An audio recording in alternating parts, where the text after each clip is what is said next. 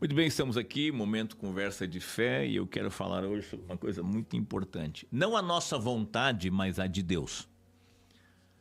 O texto que eu citei de João, capítulo 4, versículo 34, já em outras situações, em outras mensagens, eu quero reforçar hoje e quero trabalhar um pouquinho com vocês sobre isso.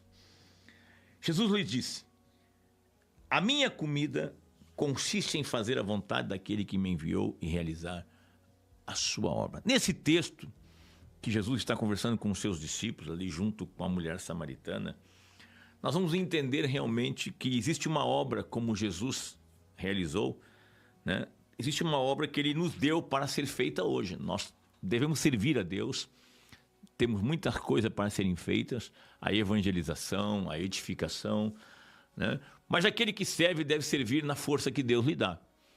Se nós servimos na força que Deus nos dá, certamente esta força é dada para fazer aquilo que Deus quer. Então Jesus nos ensina aqui que Ele realizava a obra do Pai, mas Ele era enviado pelo Pai e Ele fazia em primeiro plano a sua vontade. Aqui diz que Ele me enviou para fazer a sua obra, mas primeiro diz fazer a vontade dEle. Então, a realização da obra no propósito da capacitação divina, mas na vontade de Deus, né? Então, eu queria trabalhar um pouquinho com vocês sobre isso, porque nessa caminhada de anos de ministério, nessa caminhada de anos de pregador e também nasci num lar cristão, eu vi muito, quem sabe, o fazer a obra sem olhar a questão da vontade, do propósito e da maneira que Deus quer que a obra seja feita. Interessante isso, né? Ver como é que Deus quer que Ele faça. Primeira coisa que nós temos que entender é que Deus quer fazer uma obra na nossa vida em primeiro plano. Deus quer nos curar, Deus quer nos transformar, Deus quer nos capacitar. No Salmos, 127 diz que se o Senhor não edificar a casa, em vão trabalham aqueles que a edificam. Significa, nós temos que entender que o Senhor realmente, Ele quer nos ensinar, Ele quer nos orientar para que a gente não venha trabalhar em vão. Mas a primeira coisa que eu entendo que Deus faz para que a obra dele seja feita na sua vontade é trabalhar conosco. Quando Paulo escreve a carta aos Efésios, no capítulo 5, no versículo 14, diz assim: por isso é que se diz, desperta você que está dormindo, levante-se de entre os mortos e Cristo o iluminará. Portanto, tenham cuidado com a maneira com que vocês vivem, e vivam não como tolos, mas como sábios, aproveitando bem o tempo, porque os dias são maus. Por esta razão, não sejam insensatos, mas procurem compreender qual é a vontade de Deus. Nós temos aqui uma advertência para que a igreja que recebia a carta vivesse de uma vida correta. Já no capítulo 4, no versículo 1, Paulo diz assim: por isso eu, o prisioneiro no Senhor, peço que vocês vivam de maneira digna da vocação que vocês foram chamados.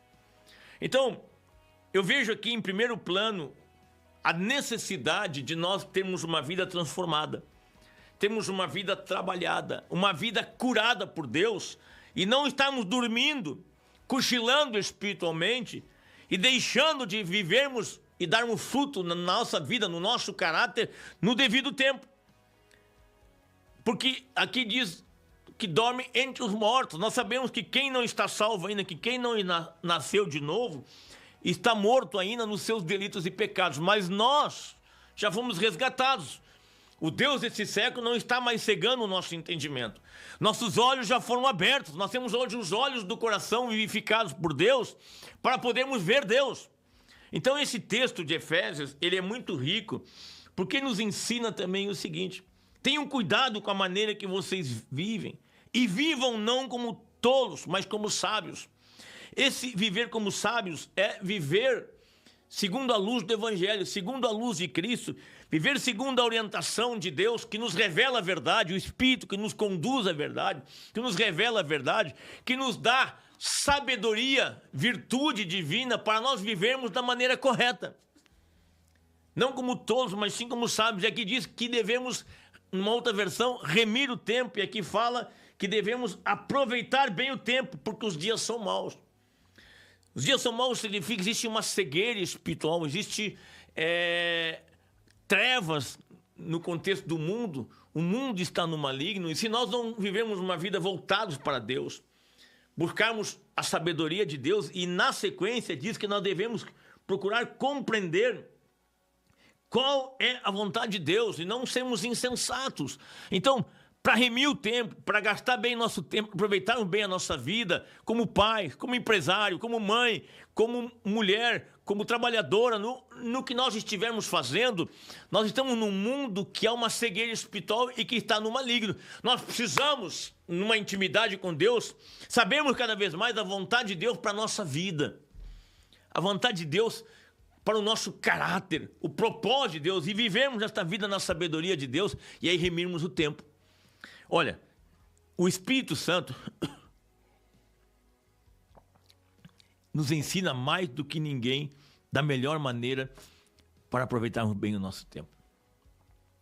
E quando nós aproveitamos bem o nosso tempo, nós vamos frutificar mais.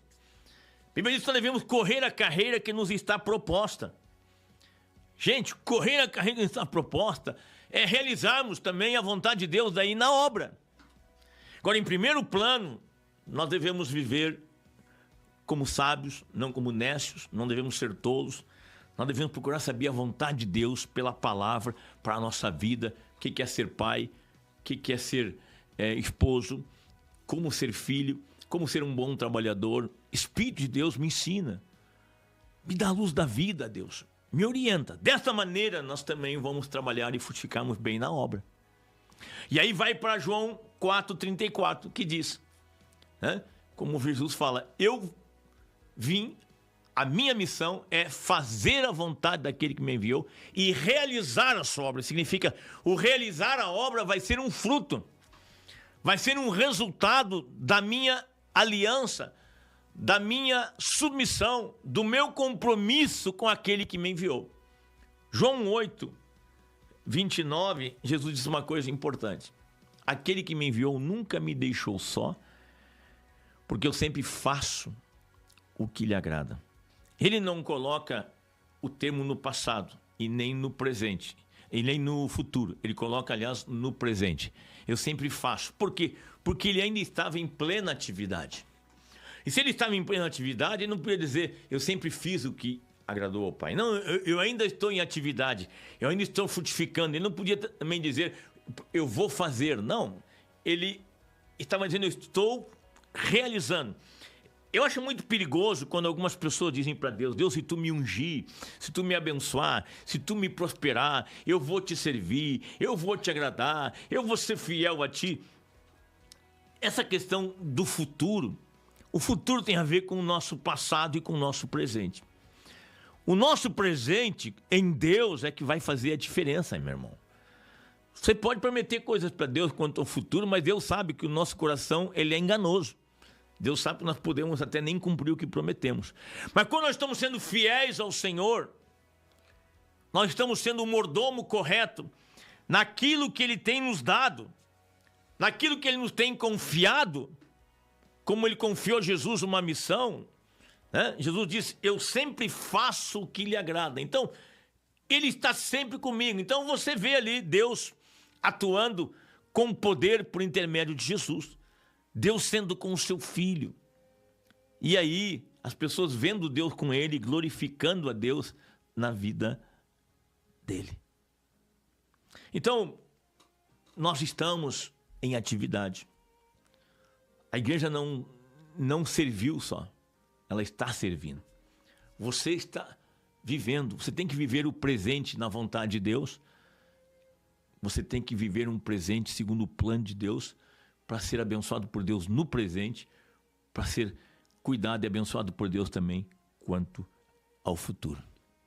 Mas para isso, meu irmão, nós temos que trocar os nossos sonhos, nós temos que trocar os nossos alvos pelos sonhos de Deus. Eu tenho uma Bíblia que eu ganhei quando eu completei 31 anos de idade, na cidade de Novo Hamburgo, nós estávamos de cruzada, e fizeram ali uma confraternização, era dia 17 de outubro de 1989.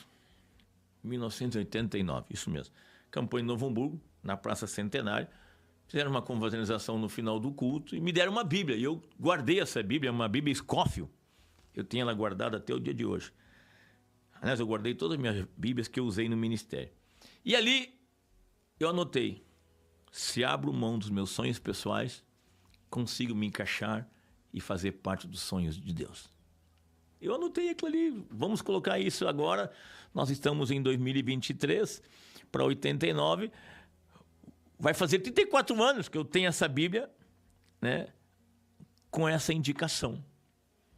Eu tenho também uma Bíblia que o meu pai me deu quando eu fiz 7 anos de idade, que era um Novo Testamento com Salmos e Provérbios, que diz assim, que essa Bíblia, para o meu filho amado Isaías, sirva para ele de bússola e de orientação do propósito de Deus para toda a vida dele. Legal! Aí eu estou falando já de 58 anos atrás, quando meu pai me deu. Mas o Salmo 131, nessa questão de sonhos, de ideias, diz assim: Senhor, não é orgulhoso o meu coração, nem arrogante o meu olhar. Não anda à procura de coisas grandes, nem de coisas maravilhosas demais para mim. Pelo contrário, fiz calar e sossegar a minha alma. Como a criança desmamada se aquieta nos braços de sua mãe, assim é a minha alma dentro de mim. Estes salmos, ele mostra aqui a realidade da natureza humana. Gente, nós temos que entender que nós temos um inimigo interno que é o nosso eu, que é o nosso ego, que é o nosso orgulho. O salmista está dizendo o seguinte: não é orgulhoso o meu coração. Ele foi um rei, e ele serviu a Deus, e ele era um homem segundo o coração de Deus. E ele foi chamado, como cita ali o texto de Atos 13, 22, quando Deus fala: e encontrei Davi, meu servo, um homem segundo o meu coração, que fará toda a minha vontade.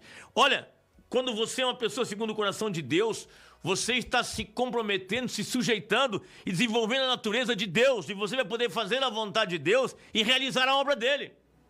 Então, Davi diz: não é orgulhoso o meu coração. Significa o meu coração é humilde.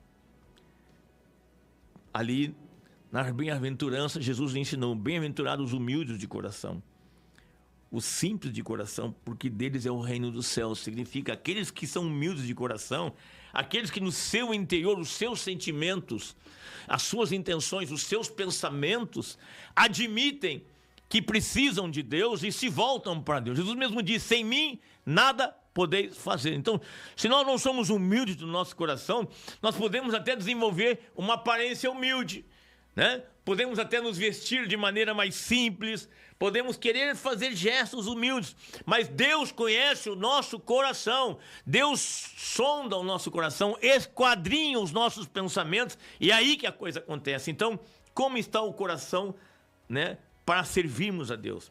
Acolhemos com mansidão a palavra de Deus, deixamos ele nos transformar, e nem é arrogante o meu olhar. Significa, eu, quando olho, não olho me achando mais que os outros. É interessante esse ponto. Quando eu olho, eu não fico olhando me achando mais. Quando eu olho como resultado de um coração. É que nem assim, a boca fala do que o coração está cheio. O nosso olhar é resultado de como é o nosso coração. Como é que eu olho para meus irmãos? Quando eu vou servir, eu vejo as pessoas que eu vou servir como uma oportunidade para fazer a vontade de Deus, ou eu vejo uma oportunidade para eu me realizar? E aí, diz assim, ó: não ando à procura de coisas grandes, nem de coisas maravilhosas demais para mim. Aqui entra, né, o ditado de não sermos megalomaníacos. Tem gente que não se satisfaz com pouco. Tem gente que não se satisfaz em servir a Deus. Tem gente que só se satisfaz em fazer o que gosta. Às vezes nós idealizamos sonhos, nós temos ideias. Eu já ouvi muita gente que me disse, pastor, eu sinto que Deus vai me dar uma igreja grande. Eu já ouvi até números e cifras. Eu conheci um homem muito querido que no passado, ele dizia, inclusive, até nas mídias, que Deus havia prometido para ele que ele teria uma igreja tal e dava uma cifra grande. Esse homem já partiu. Eu fiz o sepultamento deste homem há uns 10, 12 anos atrás. Era uma pessoa querida, uma pessoa que investiu no reino, mas faltou a maturidade, faltou o entendimento para entender e compreender e fazer calar a sua alma, que não são os sonhos pessoais que Deus abençoa, mas sim o compromisso, a submissão ao sonho de Deus, ao propósito de Deus. Pastor, o senhor quando começou, pensava ter uma igreja com milhares de pessoas? O senhor quando pensava em ganhar milhares de pessoas para Cristo? Para Cristo sim, mas para mim não. Eu sempre tive um desejo no meu coração de servir a Deus e ganhar o maior número de pessoas possíveis para o reino. Tirar as pessoas das trevas e transportá-los para o reino de Deus. Nunca fiz projeto de números. Eu posso dizer, junto com alguns colegas, analisando alguns eventos, vão dar algumas pessoas. Pela experiência pode dar esse grupo de pessoas. Mas nós podemos sempre ser surpreendidos por Deus. Quando agimos pela fé e não pelos nossos cálculos e pelos nossos projetos, nós somos surpreendidos e abençoados por Deus. Então, não tenho, aqui diz, nenhum sonho, nenhuma coisa que eu imagino de grandeza para mim. Não anda à procura de coisas grandes. Quem anda à procura de coisas grandes está pensando em surgir, em reconhecimento.